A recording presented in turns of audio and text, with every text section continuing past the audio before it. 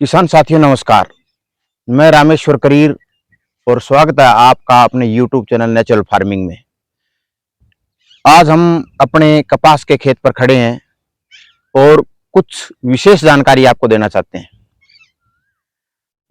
ये जो नरमा कपास है ये हमने 15 अप्रैल को बोया था। 15 अप्रैल को पानी पिलाया था और 20 अप्रैल को इसकी बुआई कर दी थी। तो इसका जो बीज है वो बीज हम हिसार एग्रीकल्चर यूनिवर्सिटी हिसार से डॉक्टर सुनील कुमार जी हैं, उनके कहने से मैं पिछले 2-3 साल से उनके पास जाता हूं और उनको मैं डॉक्टर कम और एक अच्छा इंसान कहूं या अपना छोटा भाई कहूं, बहुत अच्छे हैं। तो वो बहुत ही अच्छी जानकारी समय समय पर देते रहते हैं। मैं तो बिल्कुल प्राकृतिक खेती में था, कोई बात नहीं मानता था और कभी कुछ जहर का और कुछ प्रयोग नहीं करता था। उन्होंने मुझे एक दिन यूनिवर्सिटी में बुलाया, बैठाया और समझाया कि आप अगर नरमा कपास की खेती करते हो तो उसमें थोड़ा बहुत आपको इसका प्रयोग करना पड़ेगा, तो पेस्टिसाइड का। और तो मैं जो जमीन, फिर भी कुछ जमीन मेरे पास है वो प्राकृतिक रख रखी है और ये जो जमीन मैं ठेके पर लेता हूं इसमें मैं ये रासायनिक खेती भी करता हूं। तो ये जो नरमा है उन्होंने मुझे बताया कि आपको इसकी बुआई 20 अप्रैल तक या अप्रैल में ही पूरी कर देनी है। तो क्यों कर देनी है, इसका कारण है। उन्होंने ये बताया कि जिस नरमे और जिस कपास की हाइट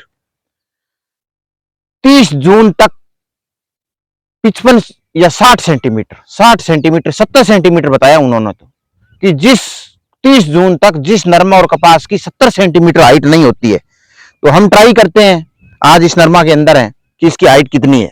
जैसे ये नरमा का पौधा है, इसमें क्या हुआ कि हमने इसमें कपास बोई थी और ये जो कपास है ये कपास उन्होंने हमें दी थी यूनिवर्सिटी की। इसकी हाइट ये इस तरफ तो देखो इंच के निशान है, ये यहां से अगर यहां तक करते हो आप तो 25 इंच होता है।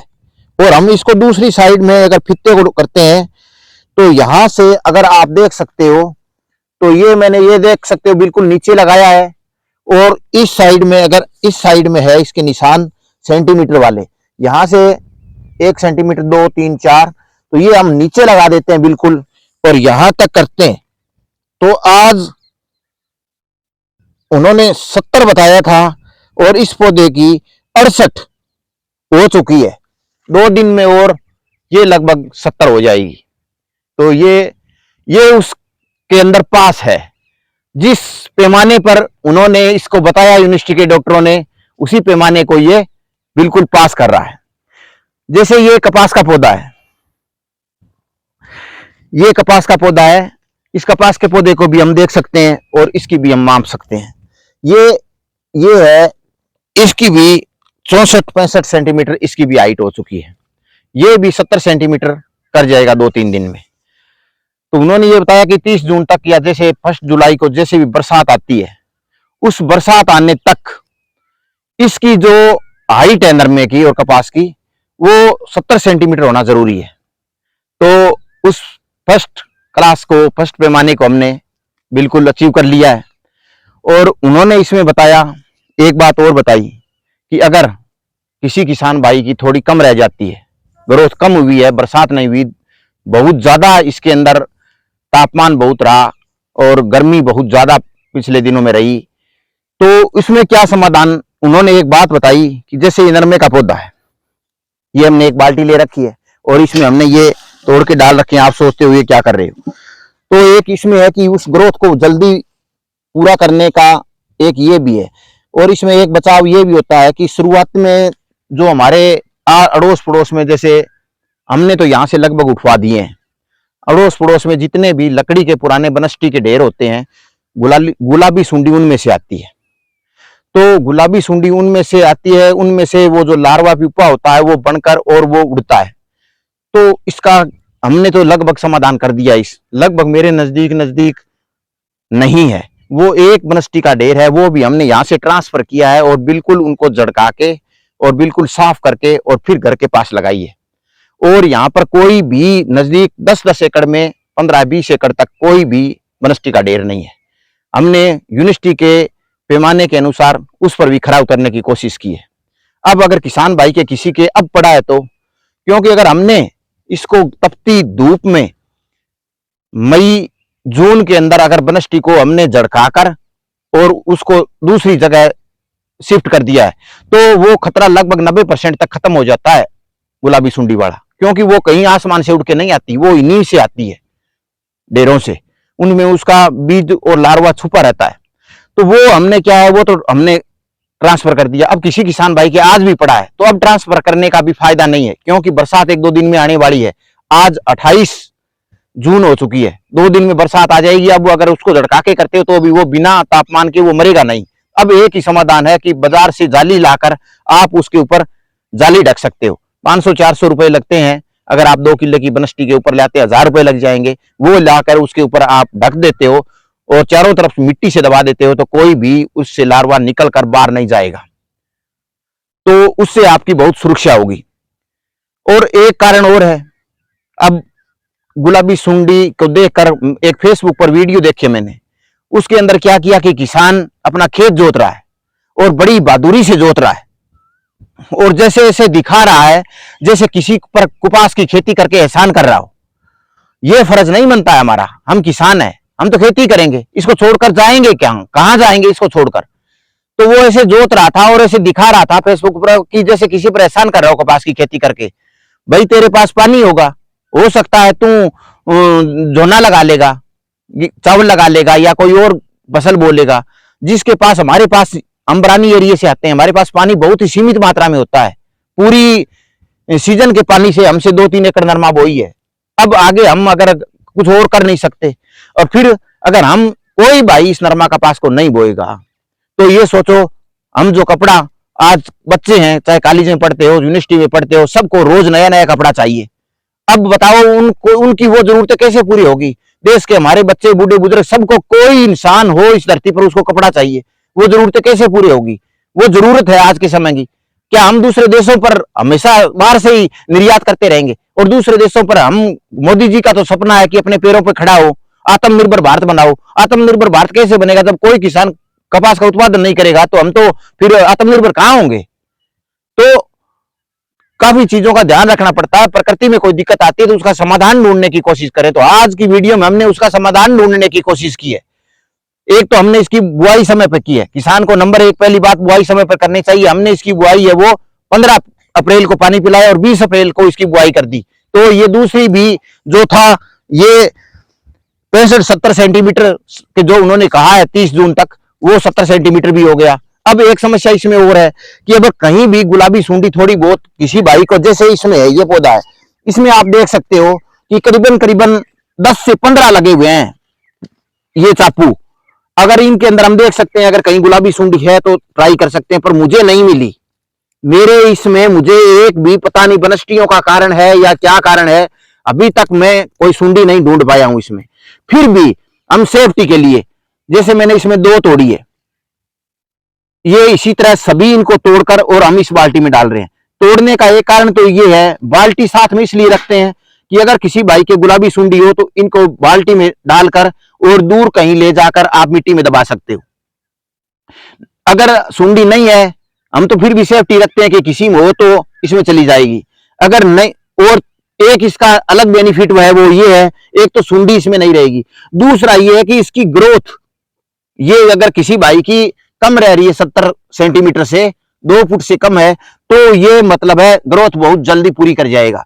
ये अभी ये जो, अब इसमें मैंने 3 तो इसमें पहले डाल दिए, ये 4, 5, 6, 7, 8, 9, 10, आप देखो।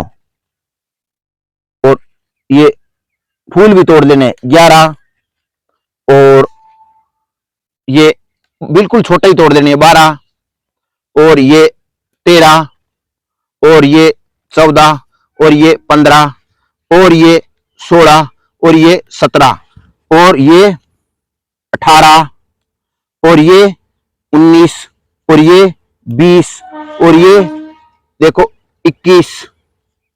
अब ये जो 21 तोड़े हैं मैंने इसमें लगभग तोड़ दिए हैं, ये छोटे और है 22 और 23, रुको 24 और ये 25 और ये 26 और ये छोटे तोड़ो तो 27 और ये 28 और 29 और ये 30 हो गए हैं। और अब हमने इसमें 30 तोड़ दिए। अब बताओ ये छोटा सा पौधा है, इसमें अगर 30 बाल बन जाएगी, डिंडू बन जाएंगे 30, तो ये पौधा ग्रोथ नहीं कर पाएगा और ये छोटा कोतू रह जाएगा, तो उससे हमारी पैदावार पर बहुत बुरा असर पड़ेगा। हमें एक काम तो ये करना है। अब तो ये सारे आज तक तोड़ दिए, तो इसमें कोई गुलाबी सुंडी का बच्चा था तो वो भी इसमें चला गया। अब अगर कोई नई बोल आएगी, नया डिंडू आएगा और उस नए डिंडू के अंदर अगर कहीं से कोई आएगा सुंडी का प्रकोप, तो हम अब 5 जुलाई या बरसात हो जाएगी तो या 10 जुलाई से हम इसमें स्प्रे शुरू कर देंगे। इसमें आपको क्या करना है, हम पहले करते थे साइपरमेथ्रिन मिलाते थे, फेनवाल मिलाते थे, एंडोसल्फान करते थे, उन दवाइयों को हमने छोड़ दिया है। तो थोड़ी थोड़ी जो भी हम और मच्छर के लिए सिर्फ स्प्रे करते हैं, क्योंकि जब से इसमें बीटी नरमा आया है तो बीटी नरमे में ये दिक्कत नहीं थी सुंडी वाली, ये बीटी नरमे में ये वो अमेरिकन सुंडी नहीं आती थी। अब ये है, ये तो हम जब छोटे थे बचपन से स्कूल जाते थे आके नरमा चुनते थे, तो उस समय से भी इसमें गुलाबी सुंडी आती रही है। जब हम नरमा चुनते थे तो पीछे जो हमारी जोड़ी होती थी उस जोड़ी के अंदर लाल लाल जो गुलाबी सुंडी हमें उस समय आज से 40 साल पहले भी देखने को मिलती थी। तो ये कौन सी घबराने वाली और बड़ी बात है। हमने क्या गलती की कि हमने फिर इसमें वो जो पहले साइपरमेथ्रिन फेनवाल रेट वो डालते थे वो डालनी छोड़ दी। तो जब भी पहली स्प्रे करे तो उसमें थोड़ी थोड़ी मिलानी शुरू कर दे, तो ये सुंडी मर जाती है उससे, साइपरमेथ्रिन से और फेनवाल रेट से। तो इसी तरह की जो दवा है इस टाइप की उनका हम प्रयोग कर सकते हैं और इससे बच सकते हैं, घबराने वाली बात नहीं है। तो मैंने जो मुख्य बातें आपको बताई है उसमें पहली बात यह है कि हमने अगेती बुआई करनी चाहिए थी, जो हमने की है उस पैमाने पे हम खरे उतरे हैं। पर हमने 20 अप्रैल को नरमे की बुआई कर दी और अब ये हमारा नरमा 20 अप्रैल से आज 28 हो गई, अब लगभग 68 दिन का है।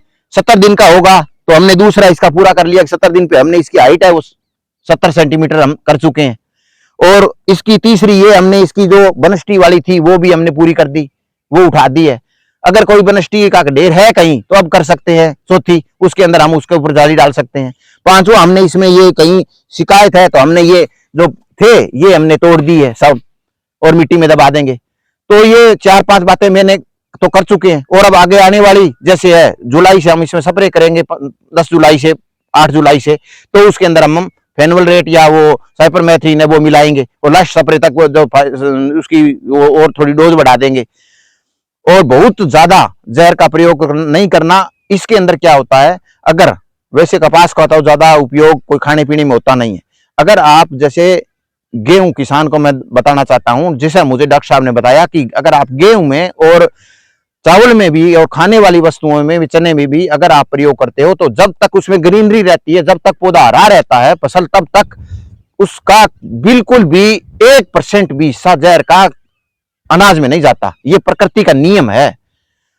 तो इसमें क्या होता है कि अगर आप जब वो पकने लगे अनाज फिर अगर आप करते हो उसमें जहर छिड़कते हो, इसी कारण हमारा बंदरगाहों पर जो टेस्ट करवाते हैं, बंदरगाहों पर हमारा अनाज रुक जाता है, हमारे जहाज रोक दिए जाते हैं कि इसमें जहर की मात्रा आई है। उसका कारण ये होता है कि वहां पर उसमें वो जो पकते समय जब चावल या गेहूं पकता है उस समय हम पेस्टिसाइड डाल देते हैं तो उसका अंश उसके अंदर आ जाता है। अगर आप उसको जब तक वो ग्रीनरी है, पौधा हरा है, हरापन है, उसमें पकेवा नहीं लिया है, तब तक अगर आप उसमें नहीं करते हो तो आपको ये शिकायत कभी नहीं मिलेगी। दुनिया की कोई लेब आपको ये, क्योंकि उसमें है ही नहीं, ये नहीं बता सकती कि उसके अंदर किसी जहर की मात्रा है, किसी पेस्टिसाइड की मात्रा है, किसी रसायन की मात्रा है। तो पकने से पहले पहले ही भाई जो किसान भाई पेस्टिसाइड का और रसायन का प्रयोग करे, यूरिया डीएपी का, वो उसको ग्रोथ के टाइम तक ही कर ले। उसके बाद में जब बढ़िया डिंडू बन जाता है उसके बाद में तो इतनी हिम्मत भी नहीं होती प्यूपा की और उसकी कि वो उसके अंदर बढ़ पाए।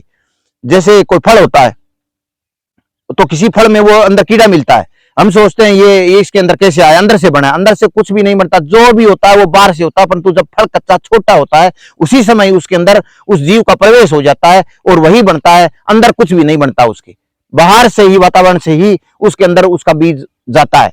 तो इन बातों का हमें ध्यान रखना चाहिए। वीडियो ज्यादा लंबी हो जाएगी, आजकल किसान भाई ज्यादा लंबी वीडियो पसंद नहीं करते, इसीलिए मैं अपनी वाणी को विराम देता हूं और ये बताता हूं कि फिलहाल जो पोजीशन आप देख सकते हो बहुत ही सुंदर खड़ी है। कुछ पौधे जल गए तो भी मैंने इसको नहीं उखाड़ा है। और ये जो कपास के पौधे हैं, इसमें दो टाइप की कपास है। जैसे एक कपास तो हमारी ये है, ये हरे रंग की कपास है और ये काले रंग की कपास है। डॉक्टर साहब ने मुझे बताया, मैंने इसमें कोई बीटी नहीं लगाया है।